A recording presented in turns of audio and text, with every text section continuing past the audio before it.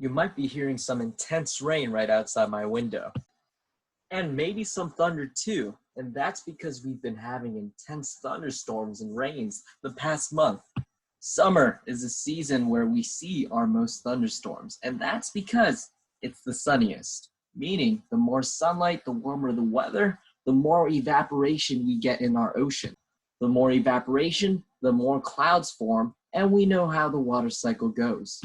What's up? It's Mr. Rambo coming at you with more science, and today we will be focusing on two things with your plant resources project.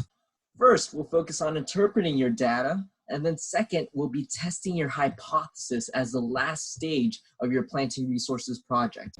To get us started, let's go over and head to our classroom page, and you'll see that we'll have a short do now prepared for you.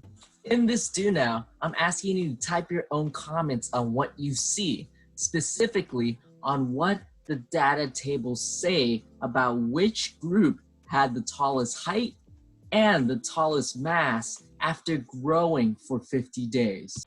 This do now is attached to today's announcements, and you should see that there's a setup data table that shows you each group, the type of seed, water per day, and more details about what's going on in the experiment. The second data table shows you the data that this experimenter took on both the height and mass at the end of 50 days of each group. And again, we're looking for which one's the tallest and which one's the heaviest. Pause it right now to identify it for yourself. Now, we should have found that group G, one of the experimental groups, which had 60 milliliters of water per day, is the one that grew the tallest with 13.8 centimeters and grew the heaviest with 3.9 grams of mass. Now, this is just an activity to warm us up on what we're prepared to do, and that's to look at our own data tables. Remember, they look a lot different from this, and to interpret, okay, what exactly was I looking for? What was I measuring? And what does this tell me about my experiment and what I was testing? And reflect on our last do now about what we were testing to see, okay, what does my data really say about what I was testing? But before we get to all that, I just wanted to foreshadow what we were getting into and to really first dive into, okay, what should we have prepared before moving on for today? Last class, we completed day 3, which was conducting your own virtual experiment. You first set up your groups and what you were experimenting on by filling out this data table on what exactly your experiment looked like. Question 9 should be filled out similarly to this. Question 10 is about exactly pressing that play button and recording the data, which is your dependent variables. Remember, you're using the simulation that we have been using and filling out what you're experimenting from question 9 into the actual picture and pressing play. From there, you recorded the data you wanted to get. And now for today, we are moving to questions 11 and 12, which you should have access to from the model that posted last week. I don't know if you heard that, but that was a big clap of thunder.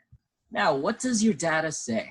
This is interpreting your data in terms of, okay, just look at the numbers. We are putting the evidence out there and interpreting it on what it exactly means. I won't go too into detail because you have this all access for you. You have access to read this, but namely, I need you to make sure you identify what you were looking for. If you were looking for which tomato plant grew the tallest with a certain amount of water, you make sure you name that amount of water and what the measurement of how high it was. If you're looking for the tallest mass or the largest mass at the end of 50 days, make sure that you label that too under question 11. You are bringing that data onto the page here. So which one was the tallest? Which one was the heaviest? Which one grew more? Which one grew less? Make sure you put that in question 11. You're bringing your data from question 10 and putting it right into question 11 here. And there are some extra questions I'm probing here. Why do you think it happened that way? And what does it say about the resources that your plant needs? The last portion of this question, which I've answered, I say that specifically, this is my conclusion, tomato plants cannot survive with little water and require more water to grow taller and heavier in mass, but not too much water. So your conclusion should sound similar in the way in which you're answering, okay, what do my results say about what my plant actually needs? And make sure you name those numbers. If you haven't noticed already, the important things are highlighted and bolded, and I urge you, actually, I require you to read it because they directly answer the question in a fashion that I expect you to be answering using your data. Lastly, number 12 asks you, okay, look back at your hypothesis. That's question number 3. Does your data, does your explanation, does it support or not support your hypothesis? In my case, it didn't. My hypothesis was incorrect. It was refuted because I said more water, more height and weight. That was not the case based on my data. And as always, make sure you are using your data part of your explanation as shown in the model.